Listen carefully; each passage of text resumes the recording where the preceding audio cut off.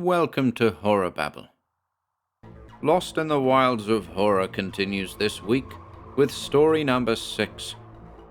The sixth of the 7 tales, Demons of the Sea, by British author William Hope Hodgson, tells of a ship's terrifying encounter with something altogether monstrous in the humid sea mists. We hope you enjoy this one.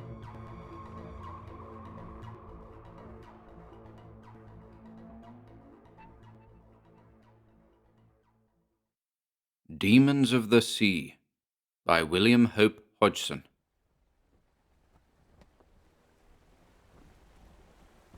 "Come out on deck and have a look, Darky," Jepson cried, rushing into the half-deck.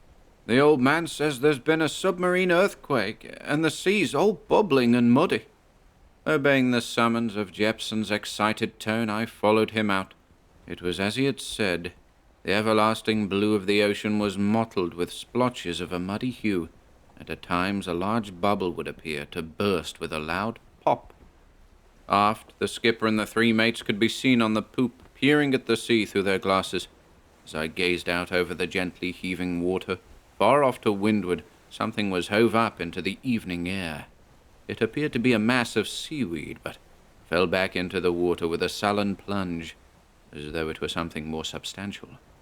Immediately after this strange occurrence, the sun set with tropical swiftness, and in the brief afterglow things assumed a strange unreality. The crew were all below, no one but the mate and the helmsman remaining on the poop. Away forward, on the topgallant forecastle head, the dim figure of the man on lookout could be seen, leaning against the forestay. No sound was heard, save the occasional jingle of a chain-sheet, of the flog of the steering gear as a small swell passed under our counter. Presently the mate's voice broke the silence, and, looking up, I saw that the old man had come on deck and was talking with him. From the few stray words that could be overheard, I knew they were talking of the strange happenings of the day. Shortly after sunset, the wind, which had been fresh during the day, died down, and with its passing the air grew oppressively hot. Not long after 2 bells, the mate sung out for me, and ordered me to fill a bucket from overside and bring it to him. When I had carried out his instructions, he placed a thermometer in the bucket. "Just as I thought," he muttered, removing the instrument and showing it to the skipper. 99 degrees. Why, the sea's hot enough to make tea with." "I hope it doesn't get any hotter," growled the latter. "If it does, we shall all be boiled alive." At a sign from the mate, I emptied the bucket and replaced it in the rack, after which I resumed my former position by the rail. The old man and the mate walked the poop side by side. The air grew hotter as the hours passed, and after a long period of silence, broken only by the occasional pop of a bursting gas bubble, the moon arose. It shed but a feeble light, however, as a heavy mist had arisen from the sea, and through this the moonbeam struggled weakly. The mist, we decided, was due to the excessive heat of the sea water. It was a very wet mist, and we were soon soaked to the skin. Slowly, the interminable night wore on, and the sun arose, looking dim and ghostly through the mist that rolled and billowed about the ship. From time to time we took the temperature of the sea, although we found but a slight increase therein. No work was done, and a feeling as of something impending pervaded the ship. The foghorn was kept going constantly, as the lookout peered through the wreathing mists. The captain walked the poop in company with the mates, and once the 3rd mate spoke and pointed out into the clouds of fog. All eyes followed his gesture. We saw what was apparently a black line which seemed to cut the whiteness of the billows. It reminded us of nothing so much as an enormous cobra standing on its tail. As we looked, it vanished. The grouped mates were evidently puzzled. There seemed to be a difference of opinion among them. Presently, as they argued, I heard the 2nd mate's voice. "That's all rot," he said. "I've seen things in fog before, but they've always turned out to be imaginary." The 3rd shook his head and made some reply I could not overhear, but no further comment was made. Going below that afternoon, I got a short sleep, and on coming on deck at 8 bells, I found that the steam still held us. If anything, it seemed to be thicker than ever. Hansard, who had been taking the temperatures during my watch below, informed me that the sea was 3 degrees hotter, and that the old man was getting into a rare old state. At 3 bells I went forward to have a look over the bows and a chin with Stevenson, whose lookout it was. On gaining the forecastle head, I went to the side and looked down into the water. Stevenson came over and stood beside me. "Rum go, this," he grumbled. He stood by my side for a time in silence. We seemed to be hypnotized by the gleaming surface of the sea. Suddenly, out of the depths, right before us, there arose a monstrous black face. It was like a frightful caricature of a human countenance. For a moment we gazed, petrified. My blood seemed to suddenly turn to ice water. I was unable to move. With a mighty effort of will, I regained my self-control, and, grasping Stevenson's arm, I found I could do no more than croak. My powers of speech seemed gone. "Look!" I gasped. "Look!" Stevenson continued to stare into the sea, like a man turned to stone. He seemed to stoop further over, as if to examine the thing more closely. "Lord!" he exclaimed. "It must be the devil himself." As though the sound of his voice had broken a spell, the thing disappeared. My companion looked at me, while I rubbed my eyes, thinking that I had been asleep and that the awful vision had been a frightful nightmare. One look at my friend, however, disabused me of any such thought. His face wore a puzzled expression. "Better go aft and tell the old man," he faltered. I nodded and left the forecastle head, making my way aft like one in a trance. The skipper and the mate were standing at the break of the poop, and running up the ladder I told them what we had seen. "Bosh!" sneered the old man. "You've been looking at your own ugly reflection in the water." Nevertheless, in spite of his ridicule, he questioned me closely. Finally, he ordered the mate forward to see if he could see anything. The latter, however, returned in a few moments to report that nothing unusual could be seen. 4 bells were struck, and we were relieved for tea. Coming on deck afterward, I found the men clustered together forward. The sole topic of conversation with them was the thing that Stevenson and I had seen. "I suppose, Doc, it couldn't have been a reflection by any chance, could it?" one of the older men asked. "Ask Stevenson," I replied, as I made my way aft. At 8 bells, my watch came on deck again, to find that nothing further had developed. But, about an hour before midnight, the mate, thinking to have a smoke, sent me to his room for a box of matches with which to light his pipe. It took me no time to clatter down the brass-treaded ladder and back to the poop, where I handed him the desired article. Taking the box, he removed a match and struck it on the heel of his boot. As he did so, far out in the night, a muffled screaming arose.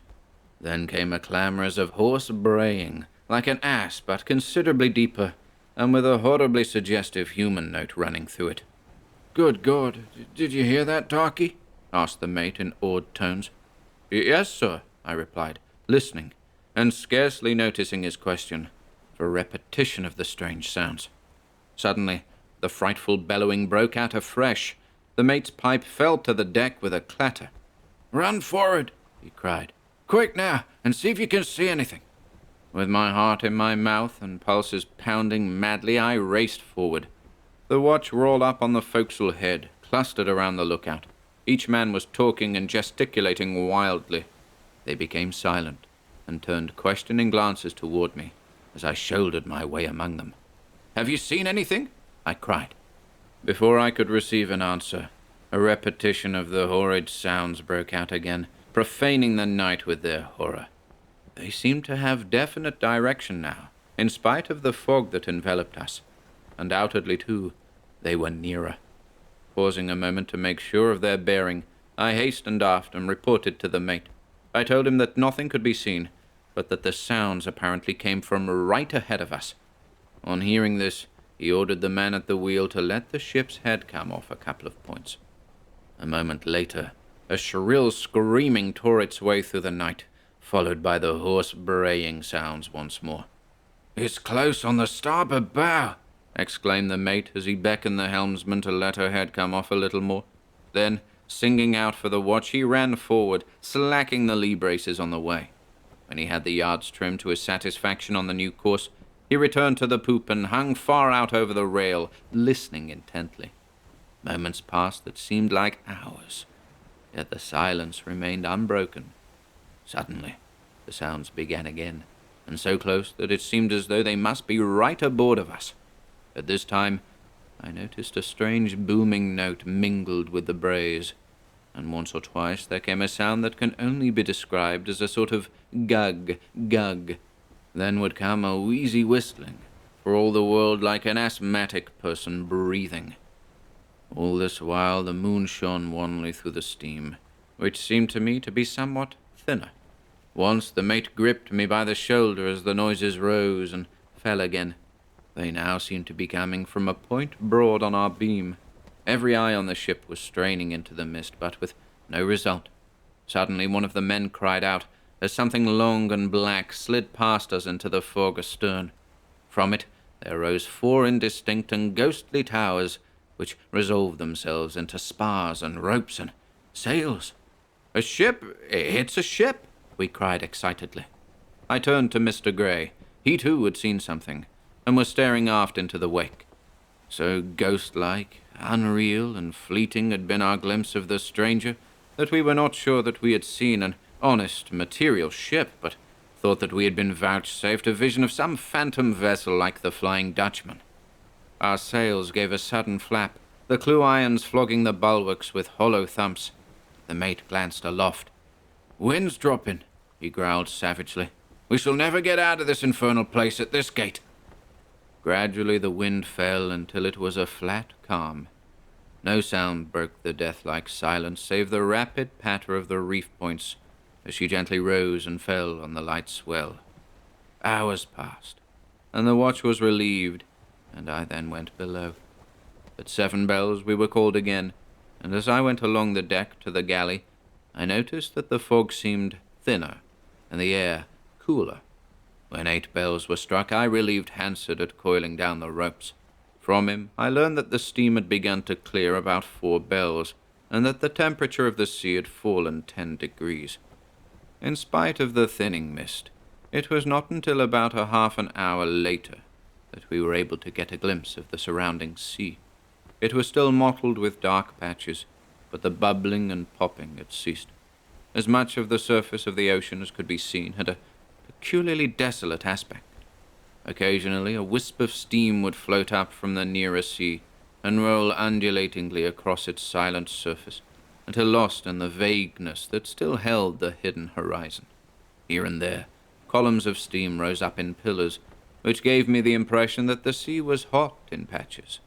Crossing to the starboard side and looking over, I found that conditions there were similar to those to port.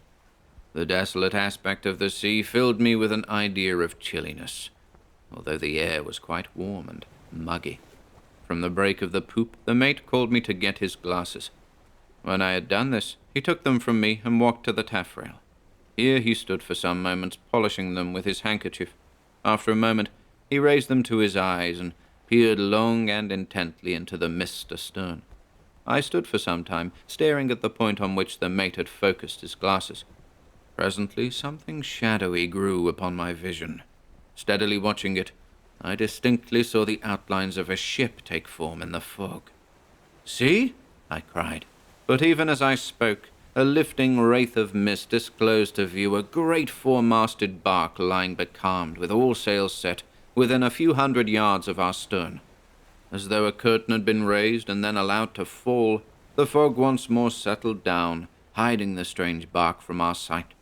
The mate was all excitement, striding with quick, jerky steps up and down the poop, stopping every few moments to peer through his glasses at the point where the foremaster had disappeared in the fog. Gradually, as the mist dispersed again, the vessel could be seen more plainly, and it was then that we got an inkling of the cause of the dreadful noises during the night. For some time the mate watched her silently, and as he watched, the conviction grew upon me that in spite of the mist, I could detect some sort of movement on board of her.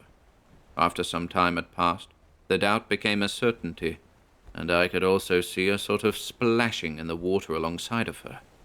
Suddenly, the mate put his glasses on top of the wheelbox and told me to bring him the speaking trumpet. Running to the companionway, I secured the trumpet and was back at his side. The mate raised it to his lips, and taking a deep breath, sent a hail across the water that should have awakened the dead. We waited tensely for a reply. A moment later, a deep, hollow mutter came from the bark. Higher and louder it swelled, until we realized that we were listening to the same sounds we had heard the night before. The mate stood aghast at this answer to his hail. In a voice barely more than a hushed whisper, he bade me call the old man. Attracted by the mate's hail and its unearthly reply, the watch had all come aft and were clustered in the mizzen rigging, in order to see better. After calling the captain, I returned to the poop, where I found the second and third mates talking with the chief. All were engaged in trying to pierce the clouds of mist that half hid our strange consort, and to arrive at some explanation of the strange phenomena of the past few hours. A moment later, the captain appeared carrying his telescope. The mate gave him a brief account of the state of affairs and handed him the trumpet. Giving me the telescope to hold, the captain hailed the shadowy bark.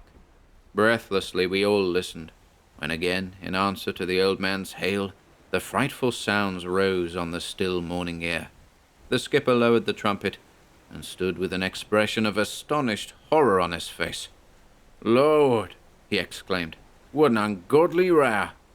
At this, the third, who had been gazing through his binoculars, broke the silence. "Look!" he ejaculated. "There's a breeze coming up astern." At his words, the captain looked up quickly, and we all watched the ruffling water. "That packet yonder is bringing the breeze with her," said the skipper. "She'll be alongside in half an hour." Some moments passed, and the bank of fog had come to within 100 yards of our taffrail. The strange vessel could be distinctly seen just inside the fringe of the driving mist wreaths. After a short puff, the wind died completely, but as we stared with hypnotic fascination, the water astern of the stranger ruffled again with a fresh cat's paw. Seemingly with a flapping of her sails, she drew slowly up to us. As the leaden seconds passed, the big foremaster approached us steadily. The light air had now reached us, and with a lazy lift of our sails, we too began to forge slowly through that weird sea. The bark was now within 50 yards of our stern, and she was steadily drawing nearer, seeming to be able to outfoot us with ease. As she came on, she laughed sharply, and came up into the wind with her weather leeches shaking. I looked toward her poop, thinking to discern the figure of the man at the wheel, but the mist coiled around her quarter, and objects on the after end of her became indistinguishable. With a rattle of chain sheets on her iron yard, she filled away again. We meanwhile had gone ahead, but it was soon evident that she was the better sailor, for she came up to us hand over fist.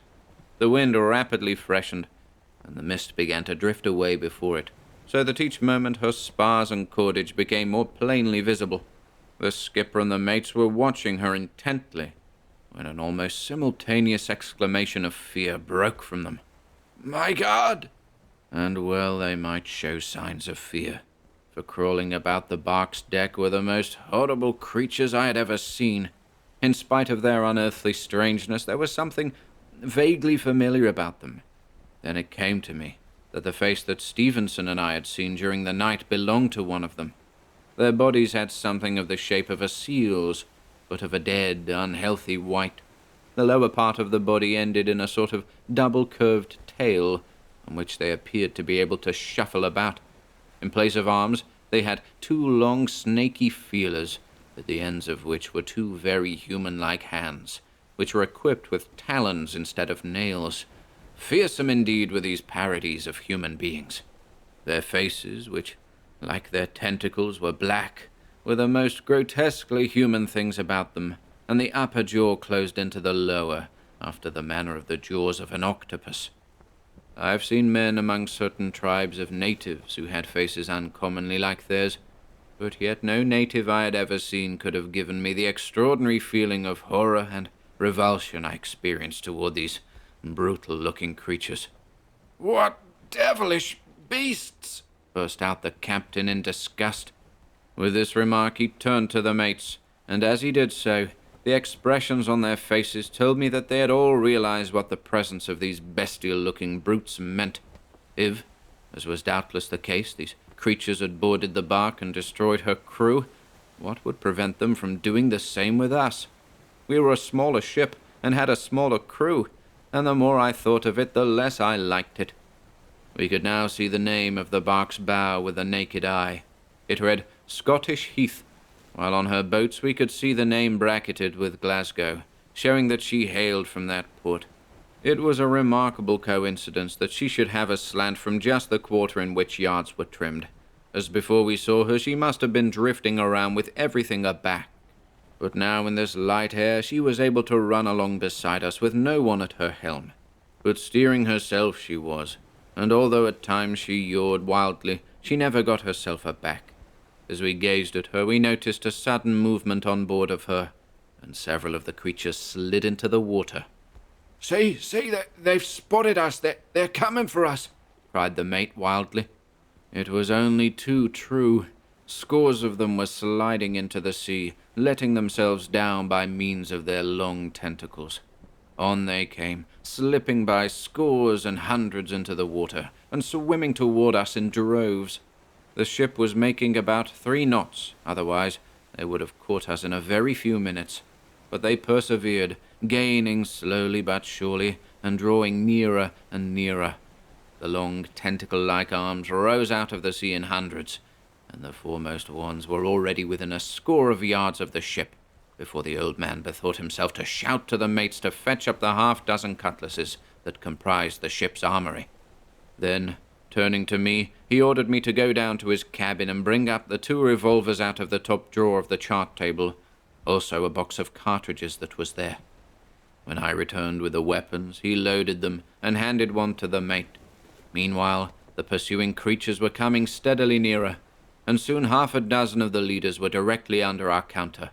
Immediately, the captain leaned over the rail and emptied his pistol into them, but without any apparent effect. He must have realized how puny and ineffectual his efforts were, for he did not reload his weapon. Some dozens of the brutes had reached us, and as they did so, their tentacles rose into the air and caught our rail. I heard the 3rd mate scream suddenly, and turning, I saw him dragged quickly to the rail, with a tentacle wrapped completely around him. Snatching a cutlass, the 2nd mate hacked off the tentacle where it joined the body. A gout of blood splashed into the 3rd mate's face, and he fell to the deck. A dozen more of those arms rose and wavered in the air, but they now seemed some yards astern of us.